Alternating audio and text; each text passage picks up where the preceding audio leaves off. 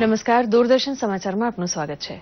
બપોરના બુલેટિનના સમાચારોમાં શ્રીલંકામાં વિશ્વ વેસાક દિવસની ઉજવણીમાં પ્રધાનમંત્રી મોદીએ જણાવ્યું છે કે શાશ્વત વિશ્વ શાંતિ સામે નફરત અને હિંસા જેવો પડકાર લોકોની માનસિકતાની નીપજ છે. બે દેશ વચ્ચેના ઝઘડા કે મનદુખમાં દુશ્મનાવટની તીવ્રતા પણ આટલી ખતરનાક નથી હોતી. દુનિયામાં ઇન્સાનિયતનો સરેઆમ ભોગ લેતી હિંસાનો જવાબ આપણી પાસે બુદ્ધના ઉપદેશ સ્વરૂપે હોવાથી ભારત અને શ્રીલંકા આ દિશામાં કરુણામય પહેલ કરી શકે છે. સામાજિક ન્યાય અને ચિરંજીવ વિશ્વ શાંતિ જેવી થીમ ઉપર વિશ્વ વેસાક દિવસની ઉજવણી કરવા બદલ તેમણે શ્રીલંકાની પ્રશંસા કરી હતી. ત્રાસવાદની ઉત્પત્તિ અને ફેલાવા પાછળ નકારાત્મક વિચારધારા જવાબદાર હોવાનું કહેતા પ્રધાનમંત્રીએ ઉમેર્યું હતું કે નફરત અને હિંસા તરફ વળેલા સમાજને પાછો વાળવા માટે બુદ્ધનો ઉપદેશ સૌથી સાર્થક ઉપાય છે. વારાણસી અને કોલંબો વચ્ચે એર ઇન્ડિયાની સીધી હવાઈ સેવા ઓગસ્ટથી શરૂ કરવાની જાહેરાત કરતા પ્રધાનમંત્રીએ ઉમેર્યું હતું કે શ્રીલંકાના વિકાસમાં સાચા પાડોશી તરીકે મહત્તમ યોગદાન ભારત આપતું રહેશે. ડિકોયામાં ભારતીય વંશના તમિળ લોકોની બહોળી વસ્તી માટે બનાવેલી હોસ્પિટલનું લોકાર્પણ પણ તેમણે કર્યું હતું. મુખ્યમંત્રી વિજય રૂપાણીએ પ્રધાનમંત્રી ગ્રામીણ આવાસ યોજનાના રાજ્યવ્યાપી અમલીકરણનો શુભારંભ આણંદથી કરાવ્યો છે. આ પ્રસંગે મુખ્યમંત્રીએ જણાવ્યું હતું કે રાજ્ય સરકારે ગરીબોને મકાન, ઓટલો અને રોટલો આપવાનો સમુચિત પ્રબંધ કર્યો છે. તેમણે ઉમેર્યું હતું કે દરેક પરિવારનું પોતાના ઘરનું સ્વપ્ન સાકાર કરવા સરકાર પ્રતિબદ્ધ છે.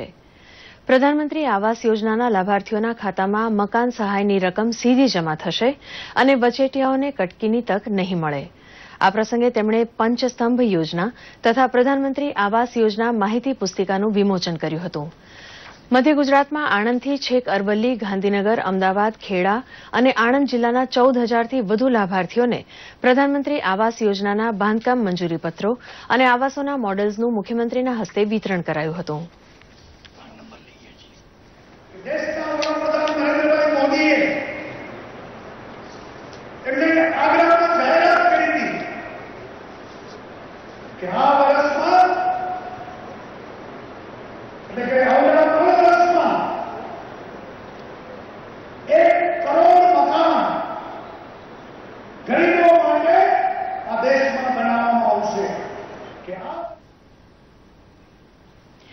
જામનગર જિલ્લામાં વસવાટ કરતા નિવૃત્ત સૈનિકોએ ભેગા મળીને સમાજવાદી પક્ષના અખિલેશ યાદવ સામે સખત વિરોધ નોંધાવ્યો હતો. શહાદત આપતા સૈનિકોમાં ગુજરાતી નથી હોતા તેવા અખિલેશના નિવેદન સામે નિવૃત્ત સૈનિકો ઉકળી ઉઠ્યા હતા અને પાકિસ્તાન તથા ચીન સામેની લડાઈમાં પ્રાણ ન્યોછાવર કરનાર ગુજરાતના અનેક અમર લડવૈયાઓને યાદ કર્યા હતા.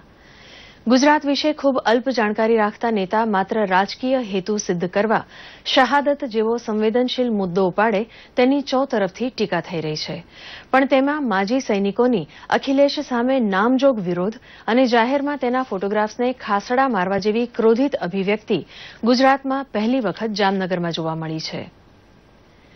ગુજરાતના એકમાત્ર ગિરિમથક સાપુતારામાં બારેમાસ સહેલાણીઓ પ્રાકૃતિક સૌંદર્યને માણે છે. દરેક ઋતુમાં સાપુતારા ખાતે વિશેષ પ્રવૃત્તિઓ થાય છે, જેના કારણે જિલ્લાના સ્થાનિક આદિવાસી યુવાનોને પણ રોજગારી પ્રાપ્ત થાય છે.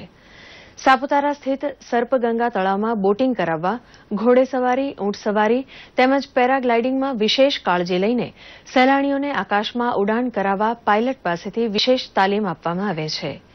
અરવિંદભાઈ ગાવિતે જણાવ્યું હતું કે સાપુતારા બારેમાસ પ્રવાસીઓથી હર્યુભર્યું રહે છે.